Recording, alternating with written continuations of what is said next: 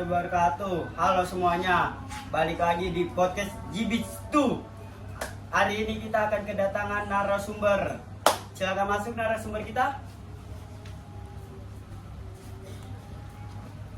Oke, narasumber kita sudah kita undang. Terima kasih ya narasumber.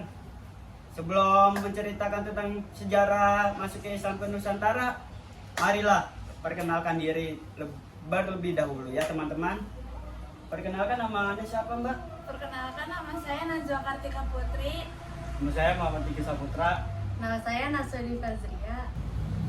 Oke, narasumber kita ini sebenarnya sekolahnya pada di mana sih?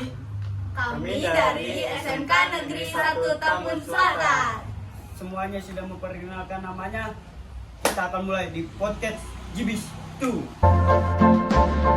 Oke Naswa, saya ingin bertanya, apa sih menurut kamu masuk ke teritorinya Islam ke Nusantara ini? Bisa dijelaskan?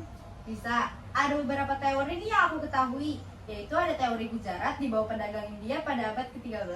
Ada teori Mekah datang langsung dari Arab lewat ulama dan jamaah haji. Ada teori Persia terlihat dari tradisi keagamaan yang mirip. Dan terakhir ada teori Cina berdasar catatan pedagang Muslim Tiongkok. Oke. Tapi yang paling kuat itu teori Mekah karena banyak bukti hubungan langsung dengan Timur Tengah. Dan penyebaran damai lewat perdagangan dakwah dan budaya.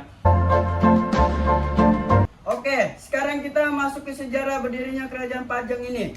Najwa, apa sih yang kamu ketahui tentang sejarah berdirinya Kerajaan Pajang ini? Kerajaan Pajang berdiri tahun 1568 Masehi oleh Jakatingkir Sultan Hadiwijaya, letaknya di Pajang, dekat Surakarta, Jawa Tengah. Pajang muncul setelah runtuhnya Denmark dan jadi kerajaan Islam pertama di pedalaman Jawa. Oh, jadi lanjutan dari Demak ya? Betul, Jakatingkir itu menantu Sultan Trenggono dari Demak. Kalau soal raja-raja, siapa aja sih yang pernah memerintah di Pajang menurut kalian gimana, Mas Diki? Raja paling terkenal Sultan Hadiwijaya.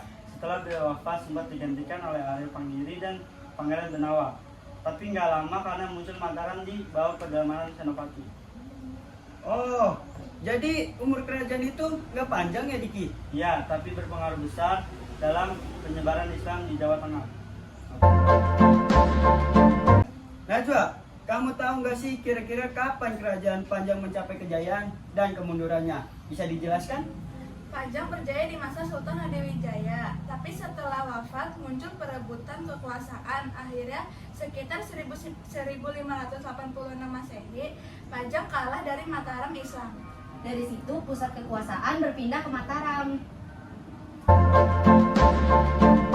Diki, kamu tahu nggak sih gimana kondisi masyarakat Pajang waktu itu? Bisa dijelaskan Diki? Dalam bidang sosial, masyarakat mulai memeluk Islam, tapi tetap mempertahankan adat Jawa. Dalam bidang politik berbentuk kerajaan dengan sistem sultan. Dalam bidang ekonominya bergantung pada pertanian dan perdagangan, letaknya strategis banget di pedalaman Jawa. Pajang itu yang menjadi penghubung antara daerah pesisir yang ramai perdagangan dengan pedalaman. Loh, Oke, terakhir nih ya. Siapa nih yang tahu tentang peninggalannya itu? Apa aja?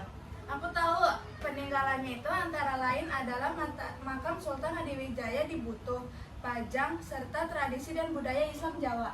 Dan semangat penyebaran Islam jadi warisan penting juga dari Pajang.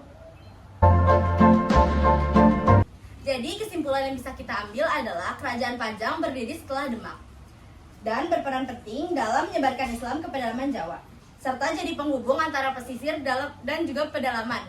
Sejarahnya itu singkat tapi berpengaruh banget. Oke, kita sudah sampai di penghujung acara ini. Terima kasih sudah mendengarkan podcast Jibits 2. Jangan lupa terus belajar sejarah-sejarah ya teman-teman. Dari masa lalu kita bisa ambil pelajaran ini. Setidaknya sebelum aku menyerah, aku membuktikan betapa tulusnya cintaku padamu. Dan ternyata kamu buta akan hal itu. Next time teman-teman. Bye-bye.